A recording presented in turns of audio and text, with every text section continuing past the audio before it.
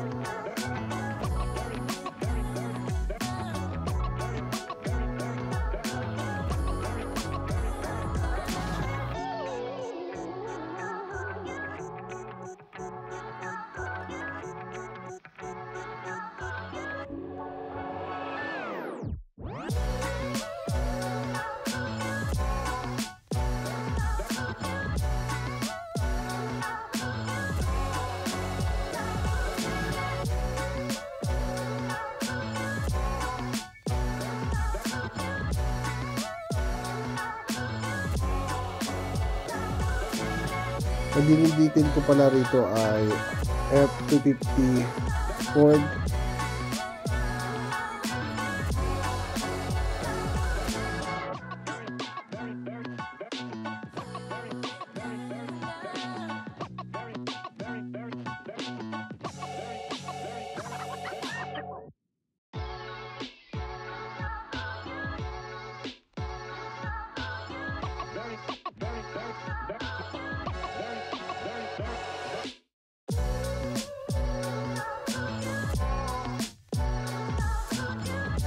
Kasi ito na nga, linisan natin yung car mat niya.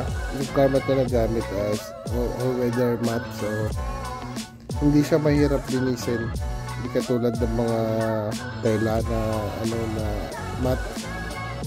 So, mas madali siya linisin. Pero, I take my time always para malinis na malinis at wala akong maiwan ng spot.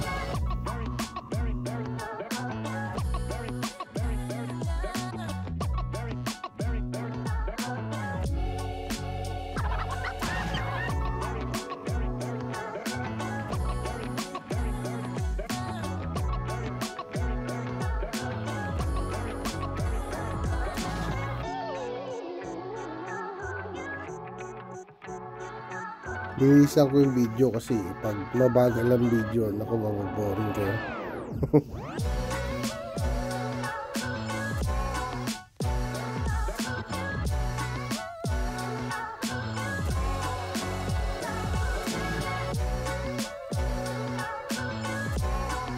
Yan, ginamita ko siyang steam kasi meron siyang mga dumi na mahirap siya tanggalin ng sabon lang. Yung sabon ko na gamit, matapang na gamit yung sabon para mabilis siya matanggal, pero hindi siya parang mag-work. So, ginamita ko na siya ng steam.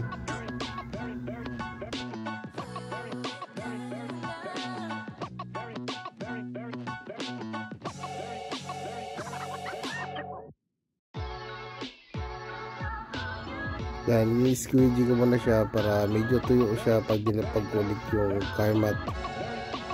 Yung car mat pala ito, all-weather mat.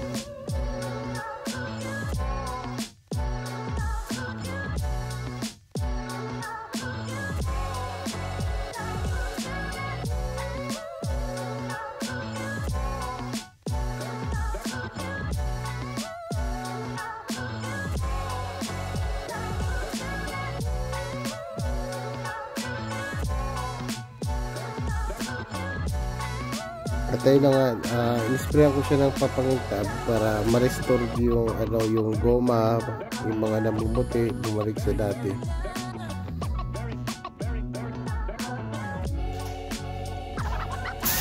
At ayun na nga, in-sprayan ko siya ng pampakintab, same as ginamit ko sa car mat kanina. Kasi panlahatan kasi itong ginagamit ko pampakintab, hindi lang sa car mat.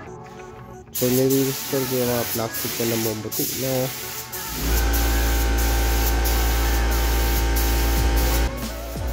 Marami na ako na-try na ginamit na pampakintab, hindi ako satisfied. So naghanap pa rin na talaga ako ng product. Sobrang laki na nagastos ko sa pagbili ng mga product na ano, pero hindi siya nag-work. So ito lang yung product na nabili ko na nag-work sa akin, na satisfied ako sa pimples ko.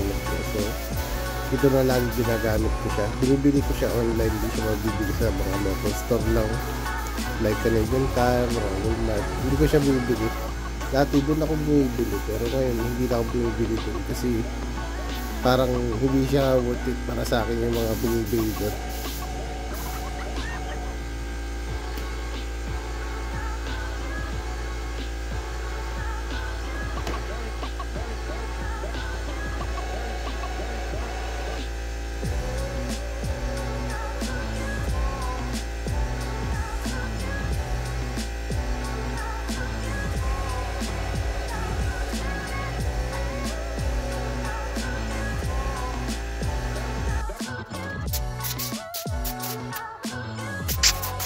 Ayun na, nililis ko yung mga residue, yung mga mga overspray na ginawa ko kanina, yung mga pampakintab. So binabalikan ko siya lahat, nilinis ko siya lahat, tiyatanggal yung mga sobra na na-spray ko.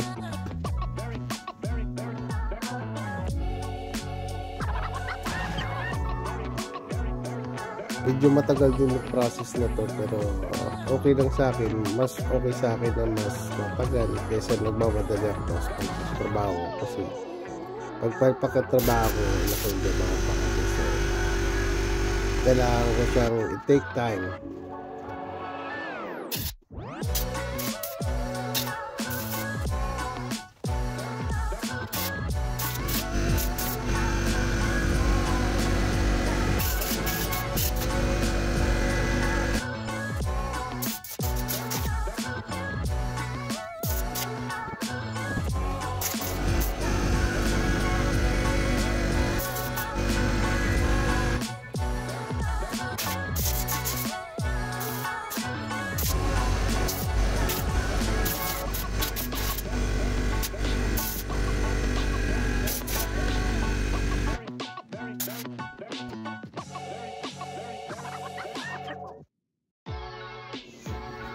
At ito nga pala yung before and after shots ng ginawa ko ng car detail.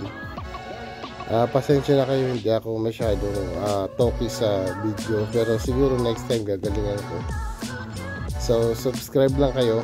Marami pa akong pag-post. Hindi lang car detail lang ginagawa ko, marami pa akong ginagawa iba, pero dito ako mas magaling. So sunod na lang ulit. See ya. O baka may mga suggestion kayo o tanong, pwede nyo akong tanongin anytime. Sasagutin ko kayo as long as I can. Salamat.